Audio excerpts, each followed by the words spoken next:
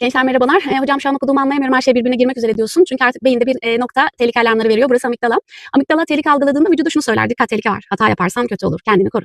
Sonra vücutta stres hormonu, özellikle kortizon çok ciddi anlamda yükselir. Bu durumda beyin mantıklı düşünme ve odaklanma noktasından oldukça uzaklaşır. Bu mantıklı düşünme ve odaklanma merkezi neresi? Prefrontal korteks. Biraz artık baskılanır. Yani normalde bildiğin şeyi artık ne yapmaya başlarsın? Unutmaya başlarsın. Dikkatin kaymaya başlar. İşlem hataları yapmaya başlarsın. Toplama işlemi bile yapamazsın. Okuduğunu yanlış yorumlamaya başlarsın. Bir de unutma. Hafıza merkezimiz var. Neresi? Hipokampüs. Hipokampüs bu durumda stresten çok etkilenir. Bu yüzden bunu biliyordum ama sınavda beynim durdu hocam hissi oluşur.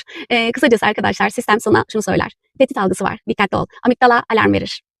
Kafa artık birbirinden çıkmaya başlar. İnanılmaz streslenirsin. Stresin inanılmaz artar. Prefrontal korteks yavaşlamaya başlar. Bunun sonucunda da artık dikkat ve performans giderek düşer. Bu yüzden insanlar sakin olduklarında daha iyi düşünürler. Stresli olduklarında değil mi? Her şey birbirine girer. Çünkü beyin sana der ki sakin olduğunda ben güvendeyim mesajı algıladığında tekrar verimli çalışmaya başlar. O yüzden şu an bu sınav için yapabileceğin en güzel hareket sakin olmak ve yolda kalmak.